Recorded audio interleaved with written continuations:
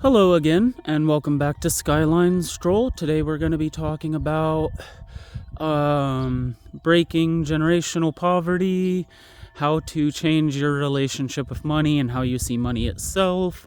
And we're going to be talking about an interesting trend that's emerged at the end of last year and beginning of this one called no buy, or as it originated in China, it was called like revenge saving.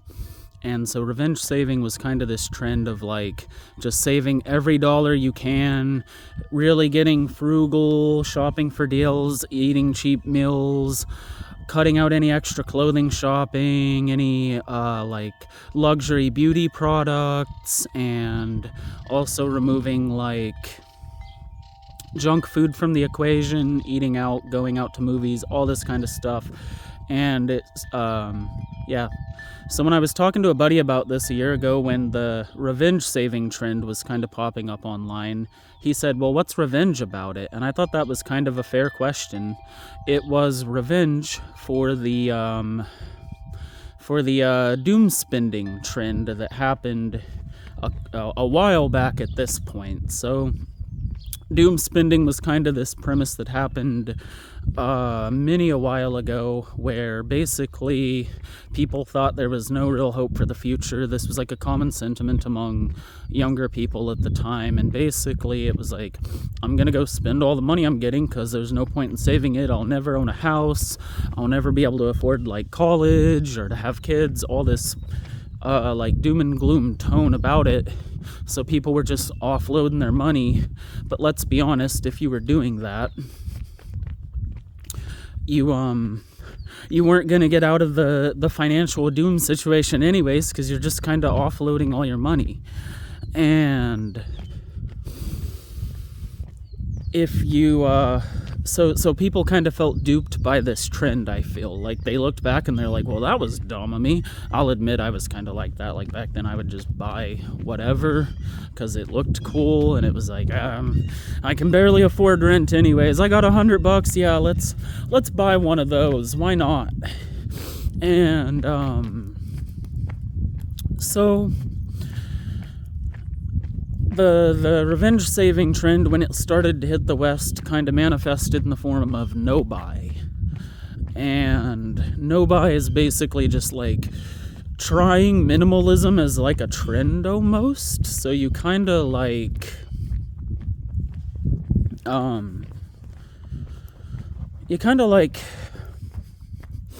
just don't spend money anywhere you can. Like I said, junk food, going out to eat, new clothing unless you absolutely need it for like a job or something. Just anywhere you can cut a dollar, you do. A lot of people are using this as a chance to like declutter and get things out of their lives and just downsize their possessions in general and try to reshape their relationship with consumerism as a whole. Because a lot of people kind of use it to fill a hole in our lives. We like, oh, I'm feeling extra nihilistic today. Hey, Amazon, what's new and on sale? So I think a lot of people shop to cope with some of the stress and pain of modern life. And I get it. I do it too a little bit. I've been trying to really change how I handle that, which I guess is why it's today's topic. We will be delving into this as a working to be a better self and how to reflect it in the mind here in a bit. But for now, I kind of want to focus in on this trend because I think it's worth a talk about. It's one of the healthier trends we've seen, but I don't think it's emerging because people suddenly are waking up and thinking, I want to change my life. I think it's actually a forced outcome of the economic situation globally. I'm not gonna let this video get political at all, but I will say people are spread thin. Just like we're working long hours, our money isn't going as far as it used to. We're all afraid of robots taking our jobs, and so people are a little spread thin. And money's tight, so why not try and reframe it into a trend where we're not struggling, we're sticking it to the man. And there might be a little bit of that energy to it as well, where it's like, no, I've been buying this over and over again and getting duped here, and I can do better financially this way. Like, for instance, streaming services, that's a general industry that's struggling as a whole. I think a lot of people don't care anymore. Each year they raise prices. They make it harder and harder to like share accounts and be convenient. Conveniency was their whole motto, and they've slowly like weaned us off it. And so we kind of don't care anymore. A lot of people don't. It's like, oh, I can't buy my buddy's Netflix. Well, you didn't just buy a customer, you lost a viewer. So, and I think people also feel where it's like, well, if I'm just getting on Netflix and rewatching the same like 3 comfort shows and I'm spending $15 a month to do that, wouldn't it be better for me to just go buy hard copies of those 3 comfort shows and stop paying for Netflix? After like a year of rewatching the shit, I get my money back. So I think some people are starting to reassess how they feel about money as a whole, which is what we're going to be talking about today. If you're someone who wants to kind of change your relationship with money a good bit, that's very understandable. And so kicking it off, we're going to start by saying there's 2 ways to increase your wealth. One is to save and the other is to look for additional income. Additional income doesn't always help the way you think it does, though, because you can treadmill your money away, where you go get a job that pays a couple more dollars an hour, a better quote on insurance somewhere else. You save some, you get a roommate and cut some money off your rent. And instead of just freeing up that money and being all like, okay, I have this money now, I can chill, you pick up a new bill, you go get like a tattoo done, you go buy a PC, whatever, you go get like your nails done, whatever it is, you go spend that money. It's like, okay, I have this money, well, what can I do? Right? We're all looking to spend our time well and enjoy our time, so we ask ourselves when we get that money, what can I do now? Where can I go to have this money enrich my life? And I think when you're broke, that's an even deeper reflected sentiment, because a dollar to you isn't just a dollar, it feels more like 10. So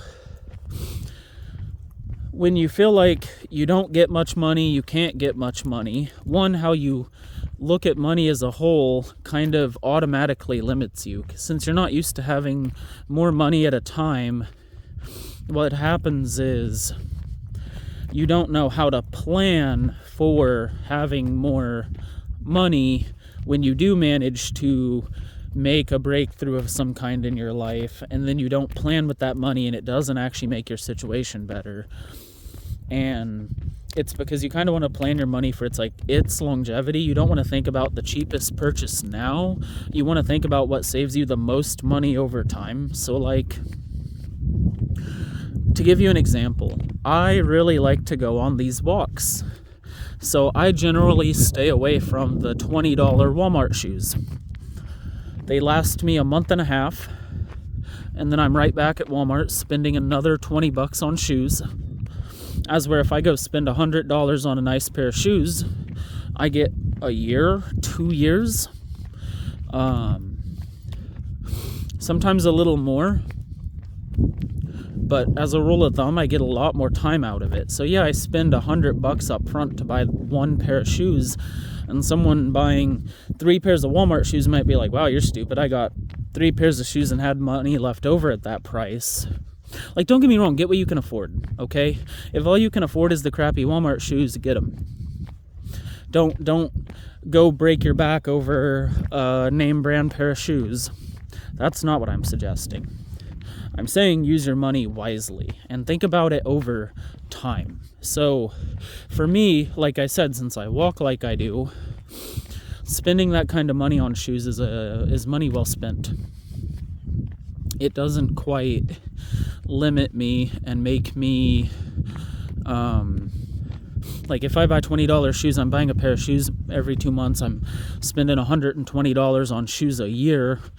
And then, like I said, usually if I buy $100+ pair of shoes, I get 2 years out of it. So after that first year, the more expensive pair of shoes start to pay themselves back to me, because I possibly get to go like a year, maybe more, without buying shoes. After that $100, I feel like I've gotten my money's worth.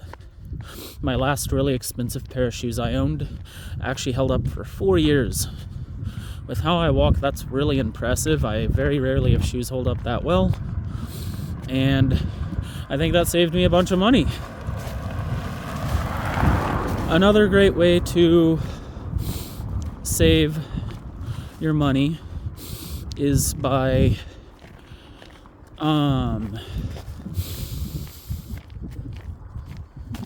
thinking of it as time, not just overtime as you're purchasing, but also the time you spend on it. So if you make $10 an hour, okay, real basic, low income wage, let's say that's what you make. Well, when you buy $100 item, $100 worth of stuff, don't just think about it as $100. Think of it as 10 hours of your time. Maybe more when you think about tax. So think about it as 11 hours of your time. That's basically a day. Think of it as a day of your time. Suddenly that money feels a lot more reshapeable. A lot more like, ooh, do I really need the McChicken today? Do I really need the McChicken? Maybe not. Maybe I don't need the $15 McDonald's the hour out of my day just to eat like something that's not even good for me, right? So you got to reshape your general relationship with money, obviously, both how you see it over time.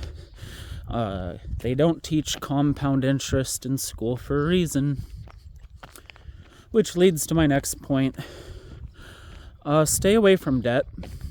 Like, unless you are somebody who already has money and a loan or financial advancement could really make a difference in your life, or you just are in a pickle and are absolutely forced to take it, I would generally just stay away from it. On the off chance things go unaccording to plan, debt can work very quick to shackle you. I know a lot of people who have some pretty deep mounds of debt, and I grew up pretty broke, but I don't really have any debt. And so right now I'm in this situation where I'm actually not making a lot of money. I work part-time, but also all that money, I don't have some just giant gaping bill blowing my money out from under me each month. I'm actually getting to save the money I'm earning. So even though I have like less of an income than a good number of my peers, a lot of them don't have the same kind of saving ability I do, because they have to pay like a car payment, student loans, and their normal bills. So they're like really shackled with it. And I'm not saying there's anything wrong with college. I'm saying I would have gone if it would ever looked realistic. If it ever does look realistic in the future, I genuinely would consider doing that still. But at the moment, I have to look and be all like, if I fall on some kind of financial or medical emergency, college just blows up in my face, turns into a giant mound of debt that I'm not guaranteed to be able to handle. I may not get a degree. If I did get a degree, I'm not guaranteed a job. For now, I just need to focus on my general wealth, my income itself, the amount I can save, the amount I have saved, how I handle money. Once I've done some of that, maybe I can think about college later. But for now, I think not doing that has actually been an advantage for me. And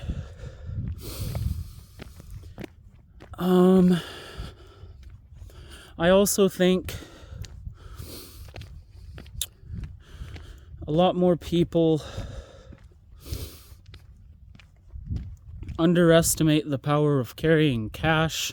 Here's a weird one for you. So for me, now that I'm starting to save, my savings I actually keep in cash, because when I go to spend it, I see the physical money itself right there in front of me. Something about that makes it a lot easier to put back in my pocket. Just be like, okay, yeah, we can go without this right now. And as where when it's all up in a card, I just can just go and like, yeah, stick it in the chip reader. Yep, get the thing. So my savings, I actually, if you keep it in a savings account, I'd probably make sure you can't access it from like your bank card or phone. And otherwise, I like to actually keep it in cash just because it's right there in front of you. You have to see it. The cons of this is you can get stolen from, or you can lose it, which are both risks that, I take knowingly. So that's kind of the dynamic for the savings habits that I try to use. Now, as for changing your relationship with money, a lot of poorer homes kind of reinforce a stuck mindset, or like just general scarcity view, where it's like, for instance, a year ago I told my folks what I want to do next, and my mom reluctantly said, yeah, that sounds lovely. That sounds kind of like, oh yeah, fun thought, And other family member was basically just like, yeah, you won't. You won't. You don't have this. You've never done that. You won't. And it's like, awesome. Thank you for your contribution to the conversation. So that you can kind of get, and even if you just like that person, I don't actually respect their opinion at all. So I don't care if that's how they feel, it's like, good for you. I hope you like being wrong here in a year. And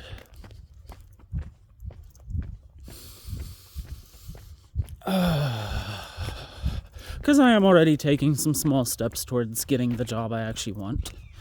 And but subconsciously these thoughts can get bedded down deep when you're like talking about what you want to do, when you try to aim high, right?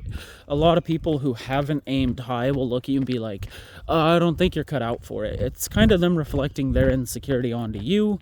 Basically, they've kind of taken the low road, and it makes them kind of feel uncomfortable to watch another person take the high road. So they kind of like try to push you off the high road as you're like trying to get up there. So it's not even like a personal thing or done maliciously. It's literally they're subconsciously defending themselves almost. And so it kind of creates this like poverty creates poverty situation where like people who don't have kind of teach their kids how to not have and how to go without, and it's this vicious cycle. So the hard pill to swallow. Yeah, there's one of those in here. If you are growing up poor and you're scouring the internet right now trying to get better, hone your skills, become a better person, get that dream job, I fully understand, and I'm doing all those exact same things. But it's going to be hard work. Anything you do is going to be hard work. If it's actually worth doing, if it's actually going to yield anything, it's probably going to be hard. It's probably going to take consistent effort, time invested. If you don't have much when you start out, that means you're going to have to work twice as hard to get where other people are. And that's okay. That just means you need to accept that, so the next time you're just grinding away and feeling wore out by it, be all like, this is the cost of going up a level. Remind yourself of that. And then when you go up that level, it's going to feel all the sweeter. So that is how I have approached trying to change some of that, and learning that money isn't this thing that I'm only going to get a finite amount and everyone's immediately out to get it. No matter what I do, I'm never going to hold on to it. If you subconsciously hold on to these views, then yeah, it's a self-fulfilling prophecy. You're never going to save money. You're never going to get any better at handling money. You're never going to improve your quality of living because you don't know how to take steps in that direction, and you believe you can't do it. By telling yourself, no, I can learn to become financially literate. I can learn how to handle money. I can learn how to make a budget, a monthly budget that sorts all my bills and gives me a little bit of luxury money left over and calculates my savings into it. I can make a big old meal prepping list and plan meals for 2 weeks straight and save money on my groceries by being smart about how I use my ingredients and calculating my grocery bill into my bills before I even buy groceries, by pricing it out preemptively and planning that into the meal planning. These are all things we can learn to do that will save us a little bit of money. And by realizing that maybe I don't know how to handle a lot of money, maybe I don't know how to acquire the right skills to get the great increase in wage, that's okay. We can learn. We do have the ability to learn. So start learning. Learn something of value. Work on your literacy. That's actually a weak point for me. I'm terribly dyslexic, so I make myself write regularly. And there's still, I'm sure people have noticed in the descriptions of my videos and in the titles, there are occasionally typos. Yeah, I am horribly dyslexic, and it's something I'm just trying to work on. I make myself do it more. If I'm typing and writing more, I have to get better at it. So I'm going to keep getting better at it. And eventually, me being dyslexic isn't going to be something that is a barred entry. It's just going to be a hurdle I crossed. So, figure out where your weak points are. Strengthen them. Acquire skills of value, because being able to provide something others can't just does pay more. Otherwise, the other thing you can trade is just genuine labor. And to trade labor for money, you trade a large amount of labor for money. And we live in a world where healthcare is kind of limited. So if you overwork and overpriced, so if you overwork yourself, all that money you earn from breaking your body will go right back into repairing your body if you're lucky. So just powering through and trying to use labor to grind out more money isn't the best way. Get smart. Write a budget, write a plan with all your bills, all your expenses, how much you can actually afford to save with your wage written out next to it. Learn to meal prep. Change how you look at money. You should be looking at money more like it's a tool that you can acquire and use as you see fit, not as this deifiable thing that represents status. That's another thing I haven't even touched on yet. Don't get caught up in status-based lifestyle, keeping up with the Joneses and stuff. Don't get wrapped up on having the newest gadgets, the best item from the newest brand. That stuff doesn't really matter. They say looking rich will keep you poor, and I believe it. I like a couple of flashy articles of clothing, but also I like to thrift, and very rarely will I buy something new for myself. I'd say I buy about 3 new articles of clothing a year, and maybe 5 thrifted articles of clothing a year. So I don't really have the clothing shopping issue. Honestly, I could probably afford to update my wardrobe, truth be told. So try and every day implement some mental affirmations about money. Just, I can save, I can increase my wealth, I can increase my quality of living, I can learn the skills needed to have the life I want. Be realistic. Don't just be like, oh, I'm going to be a millionaire. Like, be realistic. Figure out what you actually need to do to go from here to there. And make a plan. Follow it out. As for the no buy trend I talked about at the start of the video, I have a recommendation for it. Actually give the trend a try. And I think a lot of people are being kind of intense and maybe even dramatic just for the views. Like, I'm not buying shit this year. Good luck. I wish you luck. I hope you can succeed at that. Me personally, I'm going to start with a 3-month no-buy trend. If I'm not buying it to either resell it or eat it or absolutely out of necessity, I'm just going to try and put it back and say maybe another time. And then hopefully here in the spring, I'll have a good old lump of cash saved up. And then as my no-buy period's ending, instead of buying little things here and there that I've kind of wanted, I can actually look at my money and do something I care about with it. So that's my goal with the no-buy trend and trying to change my own relationship with money.